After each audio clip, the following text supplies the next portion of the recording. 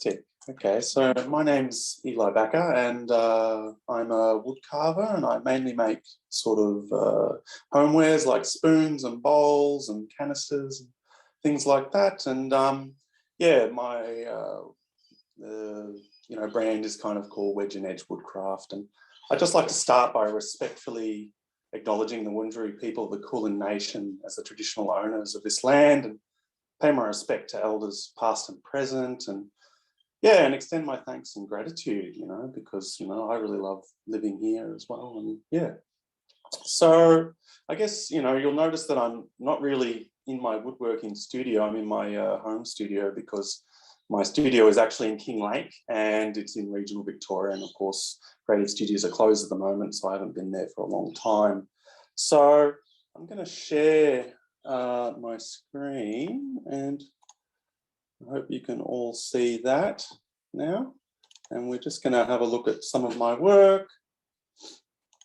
So here's, a spoon, and it's kind of a bit of a stage, setting of, nice and lying on the fabric there. And here's some of my work, at a market a few months ago with some of the bowls. And I'm quite inspired by kind of the Swedish forms of this kind of green woodwork and working timber that's green, and then working forward, letting it dry and then working it again. I also teach as well. Here's some folks carving out some spoons.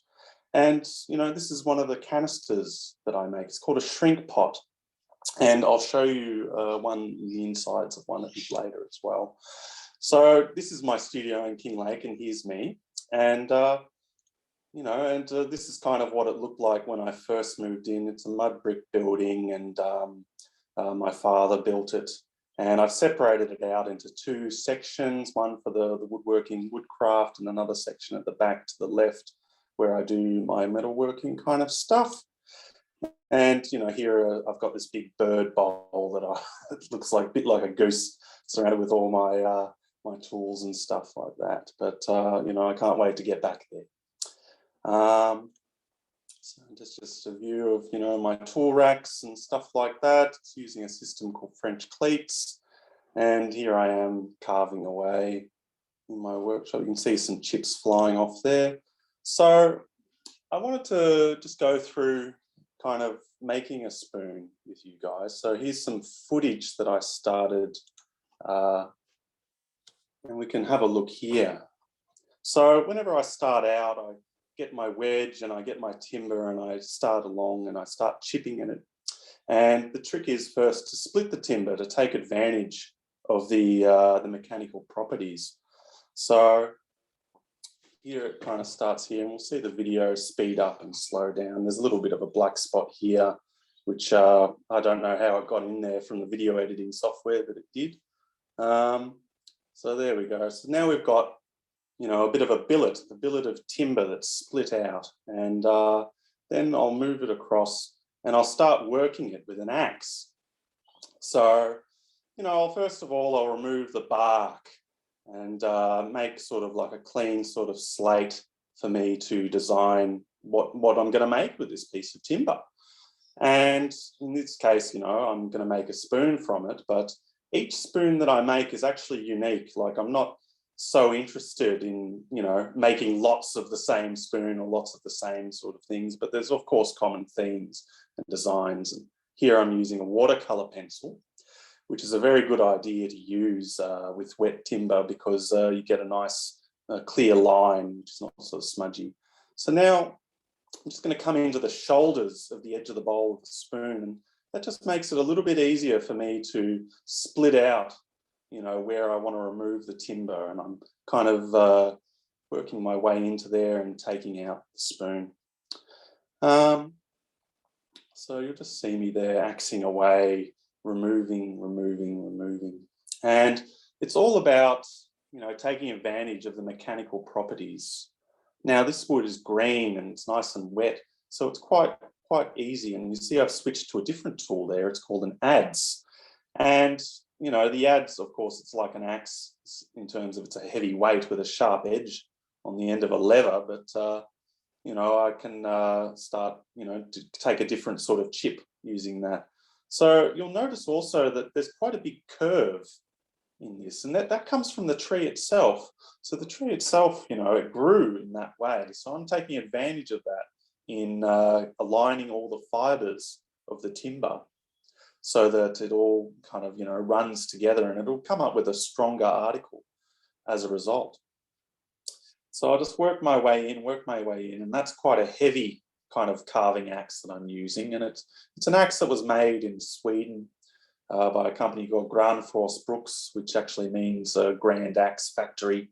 And I guess, yeah, they're kind of one of the last factories, I guess, making, you know, specifically carving tools in that regard. But they also make splitting tools and various other kind of woodworking implements. So just working away and getting close and close to the line, and, you know, changing which kind of tools I use. And see, I've switched to a smaller axe. So kind of like where my hand is on the handle sort of, you know, tells me or helps me decide how big of a chip I'm going to remove. So if I want to remove big chips, my hand will slide further to the end of the handle. Whereas if I want to remove smaller and smaller shavings, I'll start removing, you know, move my hand right up to the end, close to the head, and almost use it even as a shaving tool rather than as a striking or kind of tool. I'm just shaping the outside of the bowl here. So now I'll probably switch to another adze. So this is a bowl adze, but you know, I can use it on the bowl of the spoon. And, you know, just to chip it out and start hollowing it out and make it sort of make the work go on a bit quicker. And, you know, in any kind of material working process, subtractive material working process, we want to start, you know, rough and remove the bulk of the material that we know is not going to be in the end article, and you know where it will end up. Yeah.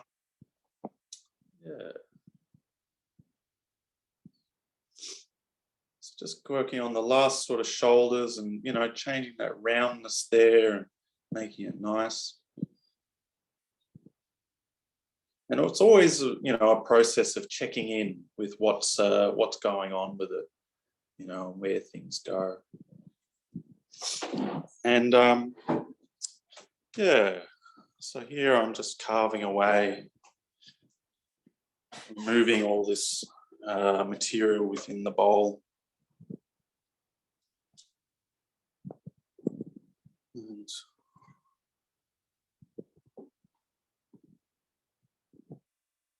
yeah.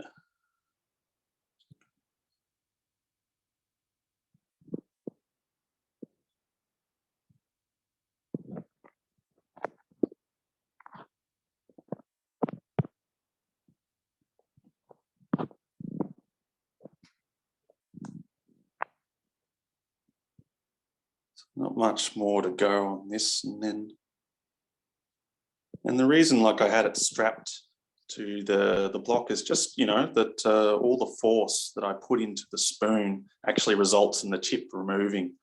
So now if I could just get it to Eliza to switch to my phone camera.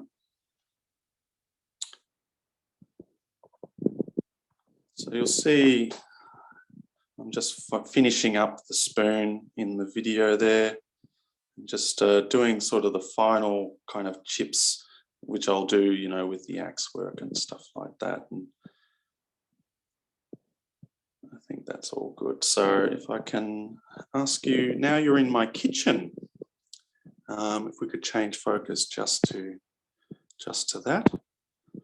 And, you know, I wanted to show some of the, you know, things that I use, you know, on kind of like a daily sort of basis, and how you know, like the changes in using the spoon, you know, from actually making it and making it a shiny, freshly oiled piece, you know, to other kinds of things. And a lot of the time I give myself, you know, my work that like has a crack in the handle or something like that, or, you know, or maybe I'm making like this prototype, which is a, you know, a ladle with a copper kind of bowl and stuff.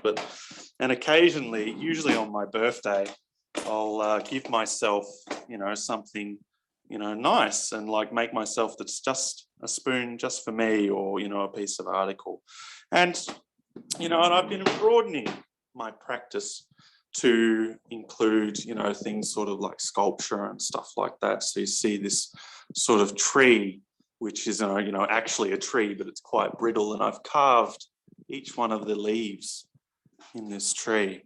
And if we recall, like I was carving that spoon in the video, and when I want to keep them nice and green and nice and wet, I keep the spoons in the fridge.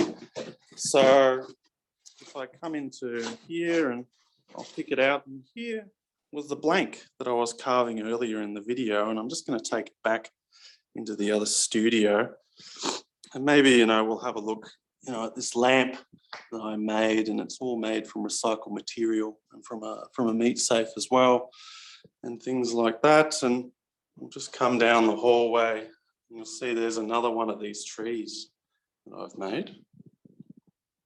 And now we're back in here. So now if I get you to switch to the other video, please, Eliza.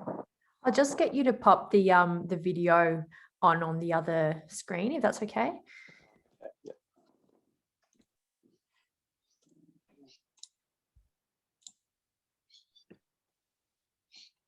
How's that? Can you see me now? Great. And so now, you know, I'd like to talk about a few of my pieces. So this is sort of like a finished article that I've got there. And, you know, you can kind of see, I like to leave the tool marks present in my work, you know, and I don't tend to use sandpaper and stuff like that. And you'll notice, you know, this is a piece of chestnut, and it's quite a big one, but it came again from a big crooked piece of timber.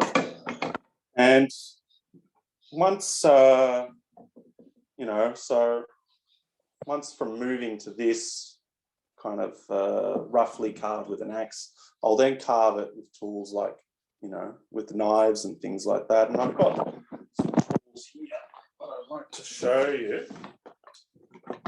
So just move this around, you can have a look. Tools I've got here. So, you know, you would have seen me use like things like gouges and things like that all around there. And then, you know, a lot of the tools that I use, like these knives, you know, that's sort of like the main sort of tool that I use. And if I just move this around again. And so when I'm working, you know, the green timber, and I'll take sort of the spoon in my hand, and I'll brace it against here, and then all I'll be doing is moving this kind of thing, and then I'll start removing and chipping the timber away and slowly making, you know, these the spoon, you know, be a nice and fine and finished sort of article. And if I move to sort of, this one's called the chicken wing grip, where we kind of pull this apart, take that like that there, sort of things. So, you know, to do sort of like the stem and say the outside of the spoon, I would tend to use, you know, like the, so you can kind of see what's going on there. And I'll carve away, and I continually sort of check in with it and sort of feel with my fingers how deep, you know, the bowl is going and stuff like that. And you may wonder what else I use on the bowl. And I use tools such as hook knives. And it's a, if you look at this one, here we go, get it to focus. You can see it's a knife, and it's got this sharp edge along here. And if I have it like there and I brace, you know, the spoon against my chest again, and then I can kind of get in there, make these chips carvings away. So, you know, like I can sort of axe out a bunch of spoons that are green and fresh and quite easy to carve, you know, because, you know, the timber is nice and fresh. And then, you know, I can get it to a roughly carved state. And then once once I dry the spoon and from its roughly cast state, such as this one, which is made from elm, and you'll notice it's quite kind of dull, the surface texture and stuff like that. And because carving sort of dry wood, you get a different sort of surface texture versus carving a wet wood. So you'll notice sort of like there, you'll see it'll have become like there's a bit of a shine to it now where I've just done that carving, and that's part of sort of the burnishing process. And once you get that sort of surface and, you know, you put a bit of oil on it, it becomes very beautiful. So I'd also like to talk about these, just show you my face again. Yeah. These things called shrink pots. So this is, you know, I've got quite a big pile of them waiting to be finished at the moment. And you can see it's sort of like the hollowed out branch. And what I've done is I've placed a base in the bottom of it inside a groove while the branch was still green. And then what happens is it shrinks over the base and locks it in. So you see, like, you know, it can't actually move or come out, and it forms a, you know, a rodent-proof canister. And that's what people used to make their kind of containers and things out of before the advent of the trade of barrel making. So also, you know, last year during lockdown, you know, I had a bit of time on my hands, so I was able to, you know, work and carve this guitar. So this, the body of the guitar is made from pine. And what I did is, you can look and see all the kind of texture of the carved surface, you know, and I carved it using the same tools that I used to carve the spoons, you know, and bowls and things like that, using adzes and also, you know, the chisels, knives and things like that, you know, and you know, I designed it as well, and it was so much fun to make. But and then I painted it using oil paints, using sort of a two-tone kind of color scheme. Yeah. So, and I guess, you know, I'll show you these tools as well. So this is one of the adzes that you would have seen me use inside the video, and it's very similar to an axe, you know, in that, you know, it's got a handle and it's a big mass on the end of a handle, end of a lever, except for the blade is of course facing the other way. So I guess, yeah, that's sort of where I wanted to go, you know, and, you know, this is another example of the spoon following the curve of the thing. So I guess, yeah, I'd like to, that's about all I really wanted to talk about so far. So maybe if we have any sort of questions or... Yeah, we definitely do. So the first question is really just, where did you say your studio was again? My studio is in Kinglake, just north of Melbourne, about 40 kilometres from the CBD. You'll be able to visit it in December. I'm part of what's called Dindy Open Studios, where we're, you know, a group of artists and makers are opening their studios in the Murrumbidgee Shire. Yeah. Yeah, good. And did you say that your father built your studio? Is that? Yeah. So it was my father's workshop, and unfortunately, after the bushfires that went through Kinglake, you know, my family all survived, touch wood every day, but they decided to get divorced, and you know, so I got to, you know, use that workshop. So I tend to commute up there from where I am here in Greensborough or wherever it is I'm living at the time, which changes. Yeah, good. And can you please write in the chat area the name of the tool manufacturer that you said that you use? And yeah, I think people are probably interested in. Yeah, so I just use Grundfos Brooks for axes. You know, Mora Caneve is another brand of, like, for the small sort of hooks and knives and stuff like that. I'm actually going to start retailing them very soon. Oh, cool. Yeah. Yeah. Yeah, excellent. And do you do anything with the shavings from making a spoon? Well, they go in the garden usually. They're very Perfect. old. Yeah. And like some of the wood, so the apple wood, I tend to give away to people that like to smoke food or thereabouts. Or sometimes I have cherry wood as well. So, like speaking to what woods are good for carving, it's usually wood that's quite straight, fairly straight and close grained, no kind of big open pores through it. So a lot of the Australian eucalypts are not so good.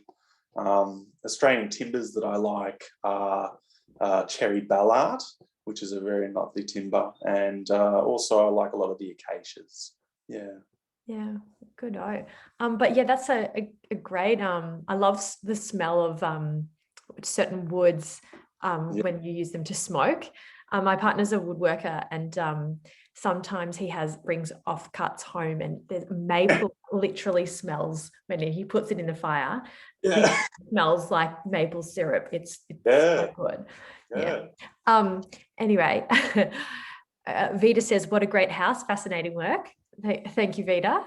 And then Liz has asked, "What are your favorite timber types to use and why?" So yeah, like I was saying earlier, I really like cherry ballard, and it's always it's a bit of a balancing act with what timber it is, because each timber has different properties. If the timber's too hard, I just won't enjoy carving it. It'll take too long, and it'll cost 3 times the price of anything else that I make, to sell.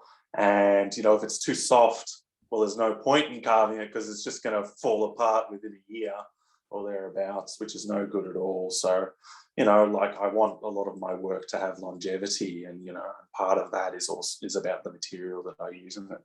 So, what I found in Australian timbers is that the cherry ballard is sort of the best sort of trade-off for that, and also I like blackwood as well. But it's also very important where the wood comes from as well. I tend to use wood that has people, arborists have to cut it down because the tree's rotten, or because no one wants it around anymore, or stuff like that. Or and I tend to find people call me and say, "Oh, I've got this piece of wood," because as soon as they know that people could use the material that they're cutting down or whatever, they just want to make sure it gets used, because it's quite a heavy feeling throwing away stuff that could be used. But yeah, so, and I also really like birch, so silver birch, especially for the canisters and things,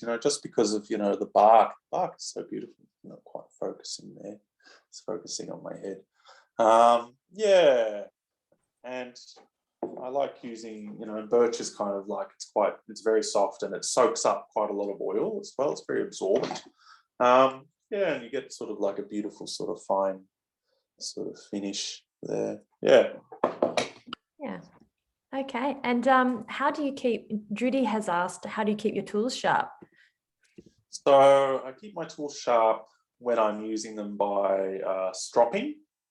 So you might have seen, old-time barbers, or even new-time barbers these days. I don't think they're allowed to use cutthroat razors anymore, but they would have a big leather strap that has this black sort of compound on it, and they would run the blade over it. So, and what that does is it replenishes sort of the edge. So while I'm working with it and I just want to replenish the edge, a small amount, there's no sort of chips out of the blade or thereabouts, and I can just take my strop and run the tool over it to replenish it and keep it nice and sharp.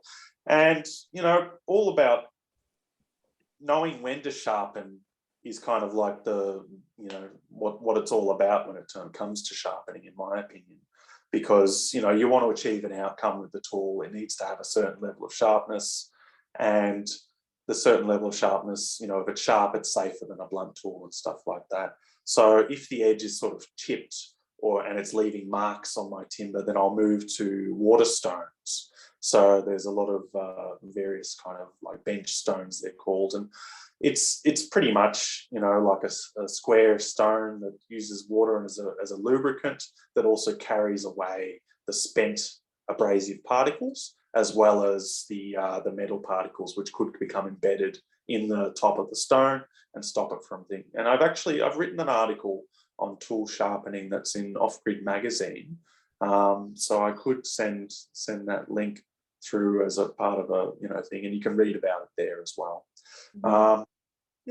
Yeah, maybe when after your session, when I bump you to the attendees, you can pop it in the chat area. Yeah. I imagine that the sharpening the curved tools would be quite difficult. Yeah, well, sort of sharpening the curved ones, you know, you've got to, when there's any edge, you need to sharpen both sides of the edge. And to do, say, the inside of this gouge, you'll see, you know, it's got a curved sort of profile, which is quite blurry. But I'll use what's called a slip stone. So that's a small stone, which is like, it's used, you keep the tool static and then you move the stone relative to the edge. And I did have some floating about, but I think they're in my cabinet in the carport. And then, you know, I would use a bench stone to do the outside of the curve, say on this, and then to do on the inside, I would use that slipstone. So if you can imagine, you know, like the handle of this tool is the slipstone, and just rub it around. And it's just important to, you know, depending on how sharp the tool is, to start at the right grit, the right level of abrasiveness, like a lower grit to remove more material if it's blunter, and then a higher grit if you just want to, you know that you can get it back to peak sharpness in that period of time. Yeah. And so Elizabeth has asked, do you see the spoon in the wood, or does the wood conform to what's in your head? The spoon in the wood, like, you know, it's every time you split a bit of timber, you're seeing something that no one else has ever seen, the inside of that tree, you know, and you don't really know what's going to happen, you know, with the wood and where it's going to fly, you know, move around and stuff like that. So, you know, I couldn't make, you know, put my straight geometry of a straight spoon in a piece of timber where the grain of or the fibers of the tree are flowing like that. You know, it would just, you know, snap off. So it's really, you know, like that's partly why I just make, you know, each of these spoons is all very sort of different. You know, I kind of look at it and then make that design decision as the time comes, and I'm, you know, very happy with that. Yeah, good. And Katrina has asked, where are you selling your pieces? so you can go to my website, and if you'd like to come, and you'll find them there as well. And there's most of it's on there. I haven't done a shop update with my newest work that you've seen today. But other than that, I also go to markets. So you'll find me at the Hawthorne Makers Market, which I think is in the 7th of November, and also at Heidi Makers Market. I'll be there in November and December as well, if you want to come in person and have a look at everything and feel it, because, you know, they're pretty tactile kind of work as well. Yeah. Do you ever finish? I know you're talking about finishing it with the when the wood is dry. Do you ever finish it with anything other than the knife? Like, do you put I don't know, wax or anything on it? Yes, you know, I should expand upon that and say that I finish it to the knife, you know, to get those facets. But then what I also do to it is I burnish the timber. So I'll take, you know, the back of my knife, and then I'll rub it, put pressure all over it, and that rounds over the edges. And then I will put flaxseed oil on the timber. So the flaxseed oil, you know, because, you know, the way it is that moisture goes in and out of timber as it, you know, lives its life, you really want like a hardened oil cured in the timber that stops it from changing and splitting and cracking and stuff like that. So we're seeing the time, it's 12 p.m. Yeah, it is. And so we do have just one last question for you that I'll ask, and then we'll wrap it all up, and I'll send you to the audience. Yeah, so Vita says the guitar is just gorgeous. Do you play it? Was it for yourself or for sale? No, it's for me. You know, it was the first one, so I guess I get to keep the prototype. But yeah, definitely open to commissions to making them. I'll probably need to make maybe another 2 or so before I'm confident in making, you know, one as a commission. Just because, they're prototypes, I guess, in terms of that regard. Yeah. Absolutely. Well, thank you so much, Eli, for sharing your practice with us. It was really informative. Even though you weren't able to get to your studio, we really felt like we were there. So thank you so much. And maybe in the comments section or the chat section, you can put where we can follow you, your Instagram handle. And yeah, I'll now just sort of butt you out to the audience. And stay tuned, everyone else, as we welcome Tab Sejo, who's our next Virtual Open Studio artist, who is a